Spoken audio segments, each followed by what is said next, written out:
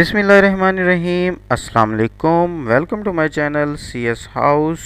तो आज हम पढ़ने जा रहे हैं सेकंड ईयर का लेक्चर नंबर 23 और आज हम स्टार्ट करेंगे unit number 4 data integrity and normalisation.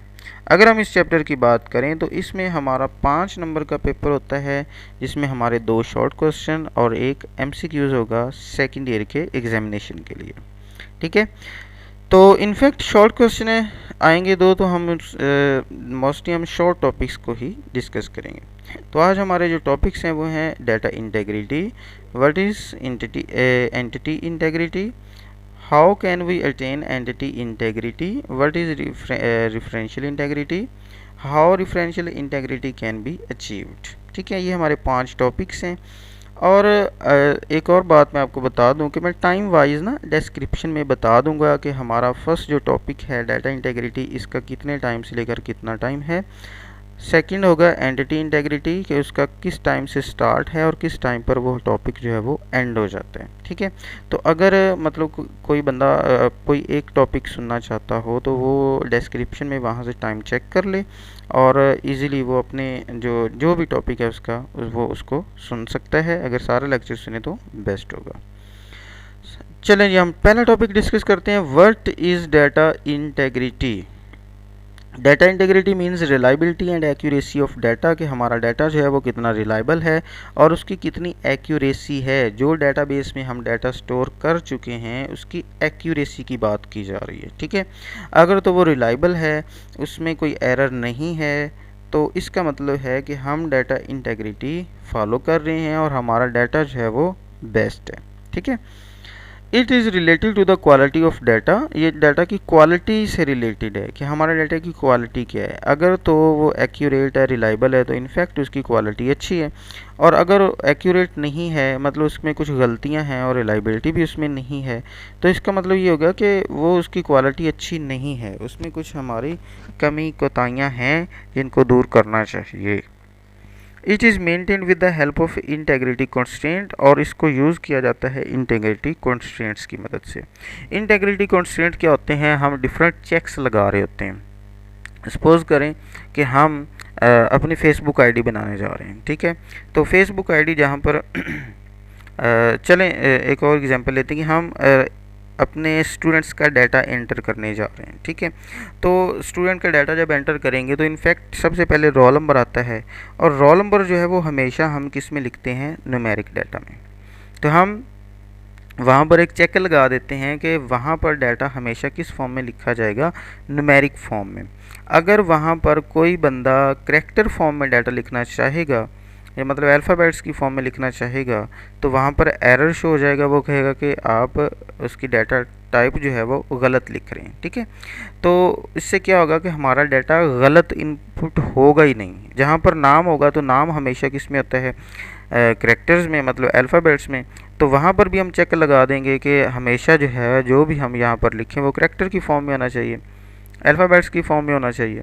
तो अगर कोई बंदा बाई मिस्टेक या उसमें एरर क्रिएट करने की नीयत से वहाँ पर कोई न्यूमेरिक डाटा लिखता है या कोई और डाटा लिखता है, तो वहाँ पर भी एरर आ जाएगा, वो लिख ही नहीं सकेगा वहाँ पर। तो वहाँ पर मतलब रोल नंबर वाले फील्ड में जब हम डाटा लिखेंगे तो वहाँ पर हमेशा न्यूमेरिक फॉर्म में होगा, और जो हमारा नेम वाली मतलब कॉलम है उसमें हमेशा जो डाटा लिखेंगे वो अल्फ़ाबेट की फॉर्म में होगा।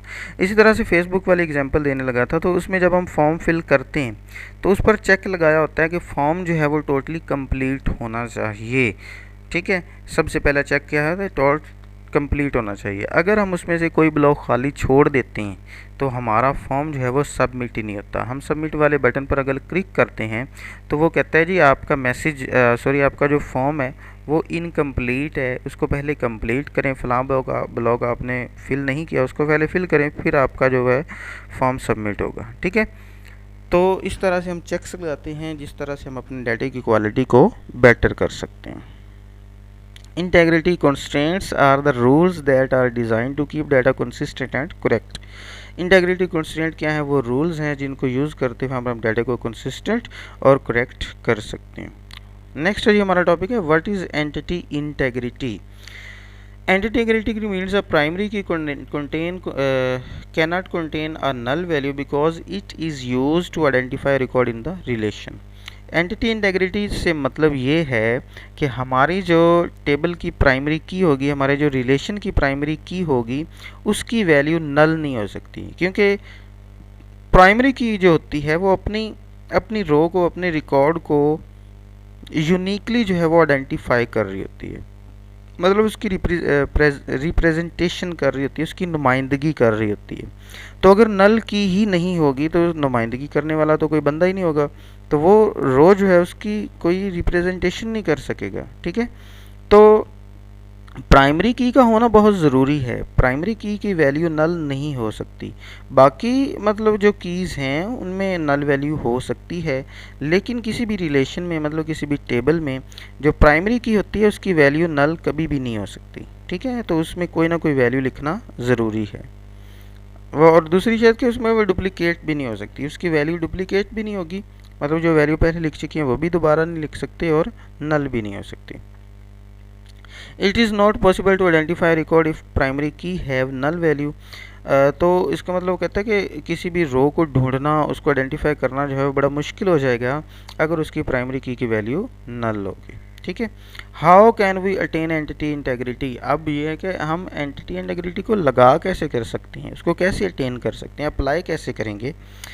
तो उसका आंसर हमारे पास ये है, the entity integrity can B attend bye specifying A primary key in a relation. हम सिंपल क्या करते हैं, अपने रिलेशन में प्राइमरी की बना देते हैं। अगर प्राइमरी की बन गई तो ये DBMS का बाय डिफ़ॉल्ट ये इसमें रूल अप्लाइड है, उसमें अप्लाई किया हुआ है कि जो प्राइमरी की होगी उसकी वैल्यू नल हो ही नहीं सकती।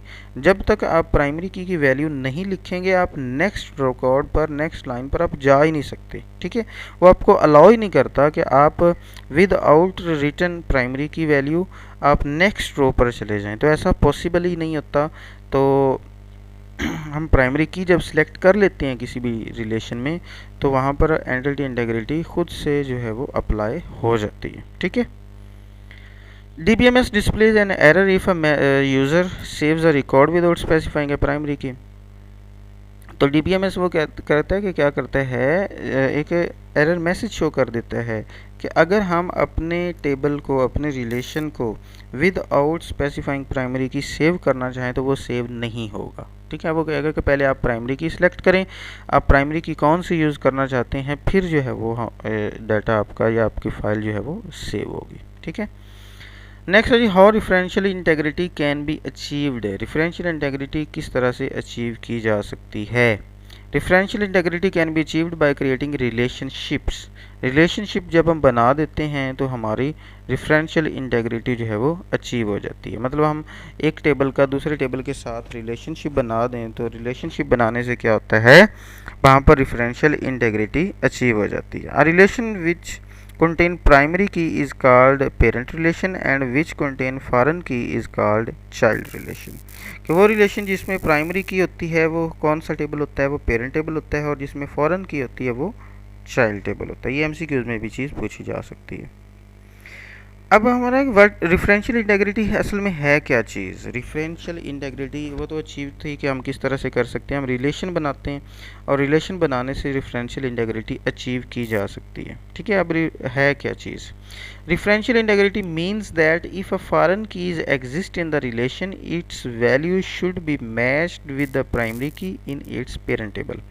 कि अगर हमने कोई भी फॉरेन की यूज़ की है, ठीक है, किसी भी रिलेशन में कोई फॉरेन की आ रही है, तो उस फॉरेन की जो वैल्यू है, जितनी भी उसमें जो भी हमने लिखा है, वो वैल्यूज़ जो हैं वो अपने पेरेंट टेबल में, मतलब पेरेंट टेबल से मुराद है जी प्राइमरी की, तो प्राइमरी की से उसकी वैल्यूज़ जो हैं वो सेम होनी चाहिए, मैच करनी होनी चाहिए। अगर वो उससे मैच नहीं कर रही तो मतलब डिफरेंशियल इंटेग्रिटी यहाँ पर उसमें एरर आ रहा है। ठीक है, वो गलत है डाटा, हमारा रिलेशन ही गलत हो जाएगा, मतलब रिलेशनशिप ही गलत हो जाएगा।